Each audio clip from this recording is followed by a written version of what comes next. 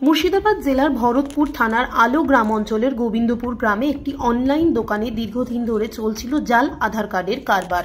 ভরতপুর থানার পুলিশ ও কান্দি এসডিপিও সাহেব গোপন সূত্রে খবর পেয়ে ওই অনলাইন দোকানে হানা দেয়।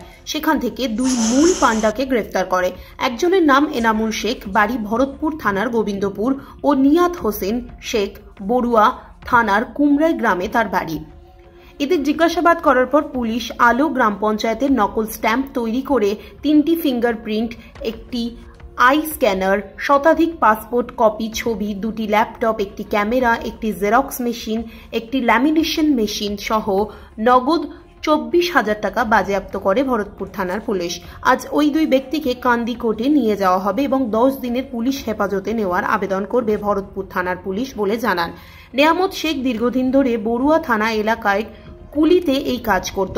বর্তমানে এখনও ভরতপুর থানার গোবিন্দপুরে এনামুল শেখের সঙ্গে যোগাযোগের পর গোবিন্দপুরের এই জাল আধার কার্ড তৈরি করার কারখানা করে। মুর্শিদাবাদ জেলা পুলিশ ও ভরতপুর থানার পুলিশের এক বড় সাফল্য বলে মনে করে প্রশাসন মহল।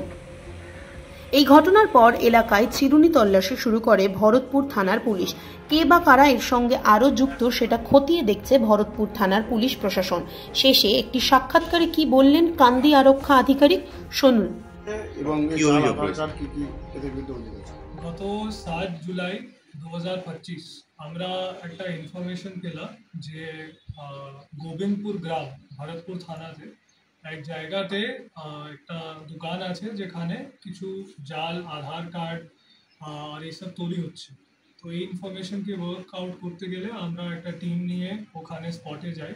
সেখানে আমরা দেখছি যে একটা কাস্টমার সার্ভিস সেন্টার যার ওনার আছেন এনামুল শেখ, ওনার বাড়ি গোবিন্দপুর পিও মশলাতেই আছে, ভরতপুর থানা।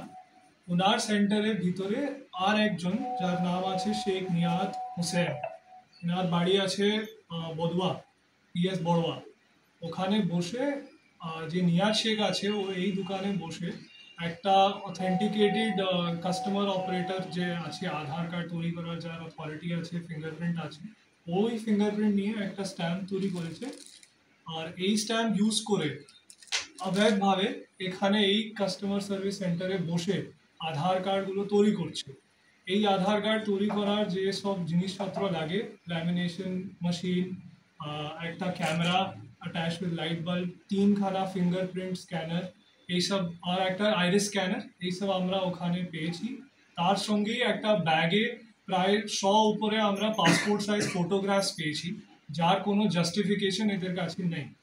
তো এটাই সন্দেহ করা হচ্ছে যে এই ছবিগুলোকে নিয়ে আনঅথরাইজ ভাবে ফেক আধার কার্ডগুলো এরা তৈরি করে। আর এই ছাড়া আমরা যে এনামুল শেখ যার কাস্টমার সার্ভিস সেন্টার ছিল, ওখানে আর একটা আমরা স্ট্যাম্প পেয়েছি। এই স্ট্যাম্পে এমবসড আছে প্রধান আলুগ্রাম গ্রাম পঞ্চায়েত। তো এই স্ট্যাম্পকে নিয়ে হয়তো অনেকগুলো ফেক সার্টিফিকেট তৈরি করা হয় এখানে। এই সব জিনিসটাকে নিয়ে আমরা একটা কেস স্টার্ট করেছি। আর এই কেসের বেসিসে আমরা এদেরকে স্পটেই অ্যারেস্ট করেছি। স্পট থেকে এই সব প্রপার ভিডিওগ্রাফিতে সিজ করা হয়েছে। এরপরে আজকে আমরা এই দুইজনকে কোর্টে ফরওয়ার্ড করছি, তার সঙ্গেই 10 দিনের পুলিশ কাস্টাডির প্রেয়ার করছি। আমরা আশা করছি যে এই পুলিশ কাস্টাডি পাওয়ার পরে আমরা খুব ভালো করে এদেরকে আর ভালোভাবে ইন্টারোগেট করে দেখব যে এর পিছনে কিছু র্যাকেট আছে কি না, এদের সঙ্গে আর কে কে যুক্ত আছে। আর এটাই দেখে আমরা এই ইনভেস্টিগেশনে ফার্দার আপনাদেরকে জানাবো। এরা স্যার কি জাল পাসপোর্টও কি তৈরি করতে, এরকম কোনো খবর আছে? এখন অবধি জাল পাসপোর্টের কোনো খবর আমরা পাইনি, যেহেতু একটা কাস্টমার সার্ভিস সেন্টার আছে এখানে নর্মাল বেসিসেই আলাদা আলাদা সার্ভিসেস এরা দেয়। সেটা জালভাবে হচ্ছে কিনা সেটা আমরা ফার্দার ইনভেস্টিগেশনে দেখব।